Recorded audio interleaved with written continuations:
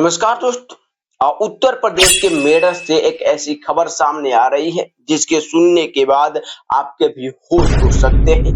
दरअसल मैं आपको बता दें कि उत्तर प्रदेश के मेरठ में एक औरत, एक पत्नी जिसका नाम मुस्कान होता है, ये अपने आशिक साहिल के साथ मिलकर अपने ही पति को मार अपने ही पति को चाकू से गोद कर मौत उतार देती है और अपने ही पति के डेड बॉडी को एक बड़े से ड्रम में भर कर सीमेंट के घोल से जमा देती है ताकि ये राज राज ही रहे, कभी पर्दाफाश ना हो सके। दरअसल मैं आपको बताती कि उत्तर प्रदेश के मेरठ में एक पत्नी जिसका नाम मुस्कान होता है, इसकी शादी 2016 में उत्तर प्रदेश के मेरठ के ही रहने वाले सौरभ के साथ होती है। हम आपको बता दें कि सौरभ मर्चेंट नेवी में ऑफिसर हैं, मर्चेंट नेवी में काम करते हैं। और दोस्तों 2016 में शादी होने के बाद इन दोनों की एक बेटी भी होती है जो कि तकरीबन 5 साल की है अभी। और दोस्तों इसके बाद सौरभ जो है अपने जॉब पर चला जाता है। सौरभ काफी लंबे समय के बाद अपने घर पर आता है, लेकिन दोस्तों इन सब के बीच मुस्कान अकेली अपने फ्लैट पर, किराए के फ्लैट पर रहा करती थी। और दोस्तों अकेले में रहते हुए और मुस्कान की मुलाकात साहिल से होती है। और दोस्तों साहिल और मुस्कान का बचपन का क्लासमेट भी था। ऐसे में ये मुलाकात, इन दोनों के बीच लगाव बढ़ते जाता है और ये मुलाकात देखते ही देखते मुस्कान और साहिल के बीच प्यार में बदल जाता है। ये दोनों एक दूसरे को इस हद तक चाहने लगते हैं कि ये सिर्फ अपने में ही रहना चाहते हैं।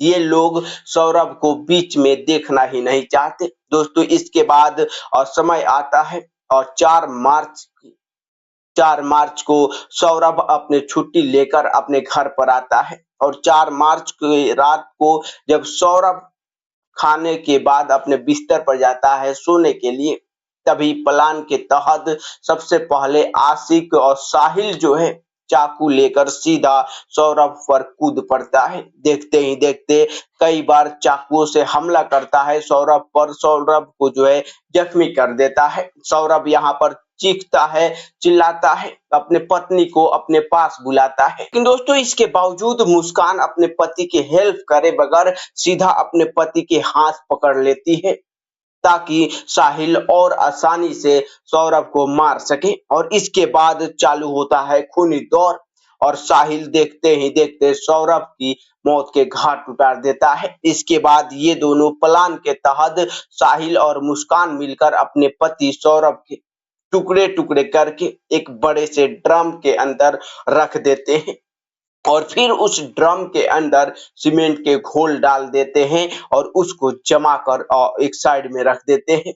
इनका प्लान था कि इस तरीके से ये सौरभ के बॉडी को डिस्ट्रॉय कर देंगे ताकि किसी को पता भी नहीं चलेगा। और इतना करने के बाद पत्नी मुस्कान और आशिक साहिल ये दोनों सीधे शिमला चले जाते हैं और शिमला जाकर ये लोग एक मंदिर में शादी भी कर लेते हैं और यहाँ से ये लोग मनाली चले जाते हैं। और दोस्तों मनाली से जब ये लोग 10-15 दिनों बाद रिटर्न आते हैं, तब मुस्कान की माँ अपने दामाद के बारे में अपनी बेटी मुस्कान से पूछती है, लेकिन मुस्कान अपने माँ को इसके बारे में बताने के बजाय बार-बार इस टॉपिक से ही कैसे भी करके अपने माँ को ध्यान हटा देती है। लेकिन दोस्तों जब मुस्कान की माँ बहुत ज्यादा प्रेशर डालती है मुस्कान पर, तब मुस्कान जो है इन सारी घटनाओं के बारे में जिक्र अपने माँ से करती है। दोस्तों यहाँ पर मुस्कान की माँ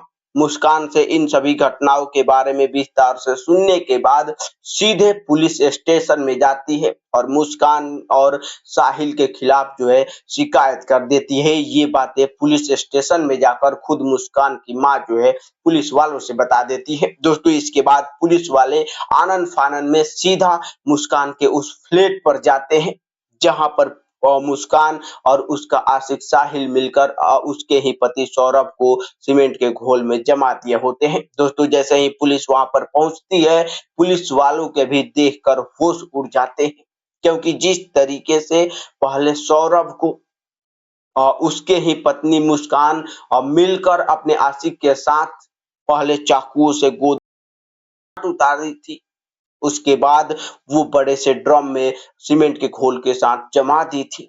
दोस्तों, पुलिस काफी कोशिश करती है कि कैसे भी करके उस सीमेंट को घोल को तोड़ा जाए, लेकिन 2-3 घंटे के मेहनत के बाद भी वो घोल इतना कठोर बन चुका था कि सौरभ का बॉडी उस घोल के अंदर से निकल नहीं पा रहा था।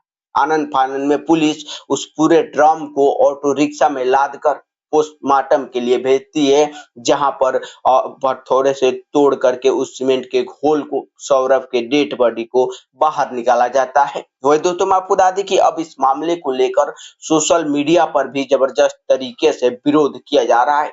दोस्तों, लोगों का कहना है कि ऐसे पत्नी मुस्कान, जिसने अपने पति को ही अपने आशिक साहिल के साथ मिलकर इस तरीके से मौत के घाट उतार दिया, इन लोगों को सार्वजनिक तौर पर फांसी की सजा होनी चाहिए।